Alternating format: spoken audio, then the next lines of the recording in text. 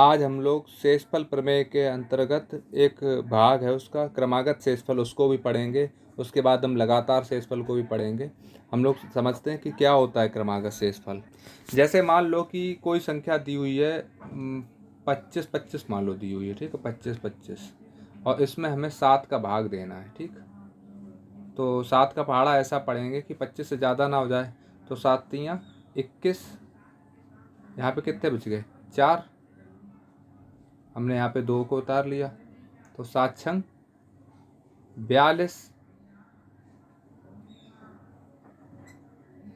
ठीक है। और यहाँ पे कितना बच गया?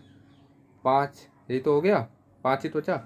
तो अब हम समझते हैं क्रमागत शेषफल होता क्या है। जब हम किसी संख्या से भाग देते हैं तो 2-3 स्टेप में जब वो निकलता है तो उसी को हम क्रमागत शेषफल कहते हैं। जैसे यहाँ पे 4 बच गया था क्रमागत शेषफल के रूप में, फिर यहाँ पे ये तो पूरा कट गया, लेकिन अगर कोई भी ऐसी संख्या यहाँ पे बच जाती है, फिर एक और संख्या उतारी जाती, तो ऐसी संख्याओं को जो बचते हैं, बार बार बचते हैं, ऐसे करके लगातार बचते चले जाते हैं, उन्हीं को हम क्रमागत शेषफल कहते हैं। उम्मीद करते हैं आपको ये चीज़ समझ में आई होगी। अब क्रमागत शेषफल के ऊपर सवाल कैसा बनता है, चलिए हम उस सवाल को देखते हैं।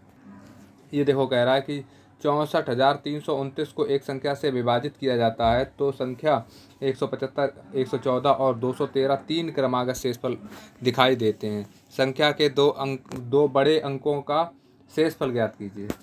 शेषफल की नहीं है ये, यहाँ पे शेषफल नहीं है, यहाँ पे योगफल होगा। इसका योगफल ज्ञात कीजिए, योगफल, ठीक है, योगफल होगा ये, ठीक है। चलिए देखते हैं ये कहना क्या चाहता है। जैसे हम जब भाग देंगे, इस संख्या का हम जब भाग देंगे तो हम कैसे लिखेंगे इसको ऐसे तो लिखा जाएगा, देखो 64,329, ठीक। अब जब वे पहली बार में भाग चला गया तो कितना बचा? 175, 175 लिख दिया, 175। और जब दूसरी बार भाग चला जाएगा तो लिख देंगे कितने? 114, ठीक है। उसके बाद जब तीसरी बार भाग चला जाएगा तो कितना बचेगा? 213। उम्मीद करते हैं ये चीज़ आपको समझ में आ रही होगी, ठीक है। अब ये जो 175 बचता है, ये वाला जो यहाँ पे बचता है, वो कैसे बचता है? जब इस वाली संख्या में से कोई जो भाग दिया जाता है, जिस अंक को हम घटाते हैं, तभी तो ये 175 बचेगा आके, मतलब यहाँ पे वही तभी तो बचता है आके। तो यहाँ पे कौन सी संख्या आई होगी जिसमें से हमने 643 में से घटाया होगा कि 175 बचा? भाई 643 में से 175 कब बचेगा? जब हम यहाँ से, अगर हम 643 में से 175 घटा दें तो हमें यहाँ पे जो संख्या आएगी वो मिल जाएगी। तो 643 में से 175 को घटाओ, यहाँ पे घटाने के बाद बच जाएगा 4, 6 और 8। यानी कि आपने 643 में से जब 468 को घटाया तो 175 बच गया। फिर उसके बाद क्या किया हमने? यहाँ पे 2 का उतारा लिया होगा। भाई ऐसे ही तो भाग होता है। यहाँ पे मान लिया हमने x से भाग दे रहे हैं तो x का पहाड़ा पड़ा होगा हमने कि इतनी बार गया। जैसे मान लो कि अगर यहाँ पे 15 होता तो 15 का पहाड़ा पढ़ते इतनी बार जाता, यानी मान लो कि 3 बार पढ़ते तो 45 जाता, फिर यहाँ से घटाया जाता। भाई इसी चीज़ सब हो रही है इसमें। फिर अगले में क्या हुआ है कि 1752 हो गए। ये 1752 में से कोई संख्या घटाई गई होगी तो 114 बचे होंगे। तो यानी कि 1752 में से हम 114 को घटा दें तो यहाँ पे भी जो संख्या घटाई गई होगी वो हमें मिल जाएगी। तो यहाँ पे 1638 घटाए गए हैं, ठीक है। उसके बाद वैसे ही अब यहाँ पे 9 का उतारा लिया होगा, यानी कि जो 1149 होंगे। और 1149 में से कोई संख्या यहाँ पे भी घटाई गई होगी, तभी तो 213 मिले होंगे। तो वो कौन सी संख्या घटाई गई होगी? 936। भाई 936, तभी तो 213 मिलेंगे। तो इसमें क्रमागत शेषफल ये हैं, देखो ये क्रमागत शेषफल, ये क्रमागत शेषफल, ये क्रमागत शेषफल, ठीक है। तो वो अब ये आपसे कहना चाहता है कि हम जिस संख्या का भाग दे रहे हैं उस संख्या के 2 बड़े अंकों का योगफल ज्ञात करो जिससे हमें ये क्रमागत शेषफल मिले हैं। तो भैया देखो, जिस संख्या से भाग दे रहे होंगे उसके पहाड़े में 468 आ रहा होगा, और 1638 आ रहा होगा, और 936 आ रहा होगा। भाई इसी संख्या के पहाड़े में तो आ रहा होगा ये 468, 1600 मतलब 38, और ये 936, इसी के पहाड़े में तो आ रहे होंगे। तो अच्छा ये बताओ कि 468 भी आ रहा होगा उसी संख्या के में, ये भी आ रहा होगा, लेकिन क्या 468 के पहाड़े में 936 आता है? आप कहेंगे बिल्कुल आता है। क्या 468 के पहाड़े में 1638 आता है? तो आप यहाँ से ऐसे लगाइएगा अनुमान कि 404 का पहाड़ा जब 4 बार पढ़ेंगे 1600 हो जाएगा, लेकिन यहाँ पे 68 है तो 68 मतलब ज़्यादा है तो 38 तो आएगा नहीं, यानी कि जो संख्या पहाड़ा है वो 468 का तो होगा नहीं यहाँ पे, यानी कि जो x की जगह पे हम 468 तो मान नहीं सकते हैं। तो क्या मान सकते हैं, हमने जैसे 2 का भाग करके देख लिया, जैसे सबसे पहले 2 का भाग करके देख लिया भाई 468 में जब हम 2 का भाग देंगे तो संख्या हमें कौन सी मिल जाएगी, 234 मिल जाएगी। क्या 234 का पहाड़ा 468 में जाएगा, जाएगा। क्या 2 का पहाड़ा 1638 में जाएगा, आप लगा के देखेंगे तो चला जाएगा इसका भी, और इसमें भी चला जाएगा, यानी कि इन तीनों में जा रहा है 234 का। आप चाहो तो इससे छोटी संख्या भी ले सकते थे 234 से, जैसे 234 से हमने छोटी संख्या ली तो हमने 2 का ही तो भाग लगा पाएंगे, इसमें 2 का भाग लगाएंगे तो 117 हो जाएगा ये।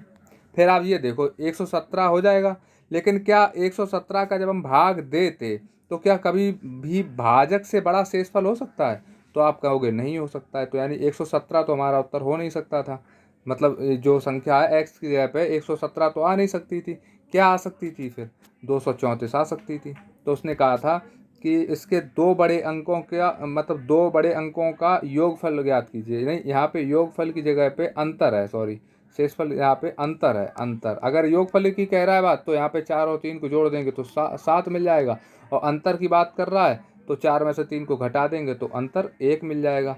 तो यहाँ पे उसने अंतर की बात की है, ठीक है, यहाँ पे मिसप्रिंट हो गया, शेषफल की जगह पे अंतर है, तो यहाँ पे उत्तर इसका 1 सही हो जाएगा। उम्मीद करते ये सवाल आपको समझ में आया होगा। बस ये है कि इसमें क्रमागत शेषफल समझना था कि क्रमागत शेषफल आता कैसे है, कैसे इसको लिखा कैसे जाएगा बस। अब हम लोग लगातार शेषफल के बारे में पढ़ेंगे। कौन से शेषफल, लगातार शेषफल के बारे में पढ़ेंगे। और भैया ये लगातार शेषफल है, ये बहुत इंपॉर्टेंट है, बहुत ज़्यादा। अच्छा, लगातार शेषफल का मतलब क्या है, जैसे इसमें क्या होगा कि कोई भी एक संख्या होगी उसमें अलग अलग संख्याओं से, मतलब जो उस संख्या में भाग दिया जाएगा उसके बाद जो भागफल मिलेगा उस भागफल में अलग अलग संख्याओं से भाग दिया जाएगा। वो कह देगा कि कोई संख्या उसमें पहले 7 का भाग दिया जाता है तो शेषफल हमें 3 प्राप्त हो जाता है, फिर उसके बाद जो भागफल है उसमें 3 का भाग दिया जाता है तो शेषफल हमें 2 प्राप्त होता है, ऐसे करके मतलब दिया होगा। आप हमें मतलब अभी हम बता रहे हैं एक बार फिर से उदाहरण के माध्यम से। जैसे कि मान लो कि संख्या उसने कहा कि 55 है, ठीक है, कोई संख्या मान लो उसने कहा है 55 है, 55, और उसमें पहले 7 का भाग दिया, तो 7 का भाग जब हम 55 में देंगे तो कितनी बार जाएगा, 7 सत्ते 49, 7 ही बार तो जाएगा, क्योंकि 7 8 56। तो जो भागफल आया और यहाँ पे शेषफल कितना बच जाएगा, 7 7 6 शेषफल बच जाएगा, ठीक है। फिर अगर जो यहाँ पे 7 आ गया भागफल, वो कहेगा भागफल में हमने फिर 3 का भाग दे दिया तो हमें शेषफल 1 प्राप्त होता है, तो संख्या ज्ञात कीजिए। अभी हमको पता है कि ये कुछ कुछ आपको कम समझ में आ रहा है, लेकिन हम जब इसके सवालों को करेंगे तो ये कॉन्सेप्ट आपको लगातार शेषफल वाला बहुत ही अच्छे से समझ में आ जाएगा। चलो हम सवाल पे ही चलते हैं सीधे। देखो सवाल क्या कह रहा है, एक संख्या को जब क्रमिक रूप से 3 4 5 से विभाजित किया जाता है तो शेष तो क्रमशः 2 1 2 शेष बचता है। जब क्रमिक रूप से 5 4 3 से भाग दिया जाता है तो शेषफल ज्ञात कीजिए, ठीक है। तो देखो अगर ये कह रहा है कि जब पहले कोई संख्या है उसमें जब 3 से भाग दिया, 4 से भाग दिया और 5 से भाग दिया तो शेषफल हमको क्या मिला, 2 बचा और 1 बचा और 2 बचा, ठीक बचा। तो वो कह रहा है कि हमें अगर उसी संख्या में हम 5 4 3 से भाग देंगे तो शेषफल क्या मिलेगा, ये पूछ रहा है आपसे। तो हम लोग कैसे करेंगे वो देखते हैं। देखो जब भी अगर यहाँ पे जो लास्ट का भागफल, जो मेन भागफल वो अगर नहीं दे तो हमेशा हम वहाँ पे मेन भागफल को 0 मान लेते हैं, ठीक है। मेन भागफल कितना कितना मान लेते हैं, 0 मान लेते हैं, ठीक है, 0। तो हमने अगर मेन भागफल 0 मान लिया तो यहाँ पे संख्या 2 ही तो हो जाएगी भाई। 5 का भाग अगर हम 2 में देंगे तो शेषफल हमें 2 ही तो मिलेगा। मान लो संख्या 2, फिर भाई जब 0 भागफल है तो जैसे यहाँ पे देखो जब 5 और भागफल क्या है, मान लो संख्या हमने मान ली 0, लास्ट वाली संख्या 0, और शेषफल हमें कितना मिला है, 2 मिला है।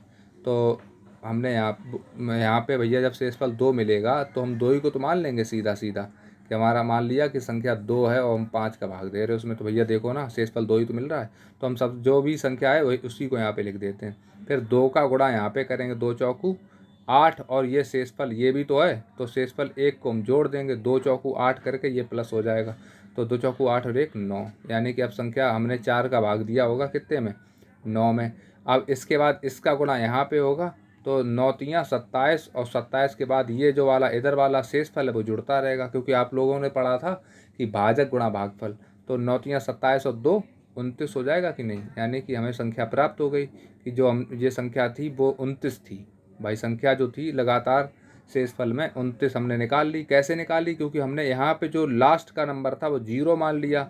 0 माना तो यहाँ पे 2 लिखना पड़ेगा हमको, क्योंकि 2 ये था ना, 2 ये हमने लिख दिया। फिर 2 का गुणा 4 में किया, फिर हमने 4 में जब गुणा किया तो 8 आया, और 8 में शेषफल को जोड़ेंगे, हमेशा शेषफल जुड़ता है। तो 8 में जब 1 को जोड़ा तो 9 हो गया। फिर 9 का गुणा 3 में किया, 9 3 27, 27 में से 2 27 में 2 जोड़े तो 29 हो गया। तो हमें संख्या प्राप्त हो गई। कौन सी संख्या प्राप्त हो गई? 29। अब उसने क्या कहा है भाई, हम कर लेते हैं। हम यहाँ पे इसको साफ करते हैं पहले। आप लोगों ने ये यहाँ तक तो समझ ही लिया है कैसे निकाला गया। ये आपको समझ में आ गया होगा कि ये संख्या कैसे 29 आई है। तो अब उसके आगे उसने क्या कहा है कि 5 4 3 से भाग दिया जाए, यानी कि 29 में पहले 5 से भाग दिया जाए, जो शेषफल वो जो भी भागफल आए उसमें 4 से भाग दिया जाए, फिर 3 से भाग दिया जाए, तो शेषफल हमें क्या प्राप्त होगा। तो हमने सबसे पहले संख्या तो निकाल ही ली है। संख्या कितनी निकली थी हमारी? 29। तो हमने 29 बीच में लिख लिया। अब जो भी भागफल आएगा उसको बीच में लिखते रहेंगे, और जो शेषफल आएगा उसको हम यहाँ पे लिखेंगे, ठीक है। तो 5 का भागफल, 5 का 29 में भाग देंगे तो कितना भागफल मिलेगा? 5 ही तो मिलेगा। और यहाँ पे शेषफल कितना मिलेगा 4। भाई 29 में जब 5 का भाग देंगे तो शेषफल कितना मिलेगा? 4 ही तो मिलेगा। अब 4 का भाग जब हम 5 में देंगे तो भागफल हमें 1 प्राप्त होगा, और शेषफल भी हमें 1 प्राप्त होगा। और वैसे ही जब हम 3 का भाग 1 में देंगे तो शेषफल हमें कितना प्राप्त होगा? 1 ही तो प्राप्त होगा, ठीक है। उम्मीद करते हैं ये चीज़ आपको समझ में आई होगी। अब वो कह रहा है 5 4 3 का भाग दिया जाता है तो क्रमशः शेषफल ज्ञात करो। तो आपने शेषफल इधर ही तो लिखे थे। कौन कौन से शेषफल मिले? क्रमशः 4 मिला, फिर 1 मिला, फिर 1 मिला, यानी 4, 1, 1, यानी ऑप्शन आपका सी सही हो जाएगा। उम्मीद करते हैं आपको ये सवाल समझ में आया होगा। हम लोग आगे इस पर अभ्यास करेंगे, हम इसको छोड़ नहीं सकते क्योंकि ये बहुत ही इंपॉर्टेंट टाइप है। अब ये देखो यहीं पे कह रहा है कि एक संख्या को जब क्रमिक रूप से 3 से भाग दिया जाता है, फिर 4 से भाग दिया जाता है, तो क्रमशः 1 और 2 शेषफल देती है। 1 देती और 2 शेषफल देती है, ठीक है, देती है। यदि अंतिम, यहाँ पे देखो उसने अंतिम भागफल बता दिया। कितना अंतिम भागफल? 2 है। तो शेषफल क्या होगा? तो अंतिम भागफल 2 है तो इसका सबसे पहले इसमें गुणा करो अंतिम भागफल का। 4 दूनी 8, 8 2 10। भाई शेषफल में हमेशा जो भागफल होता है, भागफल और भाजक का गुणा करके शेषफल जोड़ा जाता है। तो भाई तो किया है भाई, 4 का गुणा 2 में किया, 4 दूनी 8, और 8 को 2 में जोड़ दिया तो 10 हो गया। अब 10 का गुणा किया जाएगा 3 में, तो 10 3 30 और 1 31, यानी हमें संख्या प्राप्त हो गई। जो संख्या थी कौन सी प्राप्त हुई? 3 प्राप्त हो गई। वो 3 की 31 संख्या हमको प्राप्त हो गई। अब वो कह रहा है जब उसी संख्या को 10 से विभाजित किया जाए, यानी 31 को जब 10 से विभाजित किया जाए तो शेषफल क्या होगा भैया? 10 से जब 31 को विभाजित करेंगे तो कितना शेषफल बचेगा? 10 3 30 होता है, तो शेषफल कितना बचेगा? 1। उम्मीद करते हैं अब आपको ये बात समझ में आ गई होगी अच्छे से, यानी इसका उत्तर कौन सा हो जाएगा? Option A. हम लोगों ने आज लगातार शेषफल और क्या बोलते हैं उसको, क्रमागत शेषफल को पढ़ लिया है। कल हम लोग भाग जो घात वाले होते हैं उनको भी पढ़ लेंगे। कल हम लोगों का जो शेषफल प्रमेय है वो पूरी तरीके से समाप्त हो जाएगी, कोई भी सवाल आपसे बचेगा नहीं। उम्मीद करते हैं आपको ये सेशन पसंद आया होगा। कृपया लाइक और शेयर करें अगर आपको समझ में आ रहा है तो। धन्यवाद।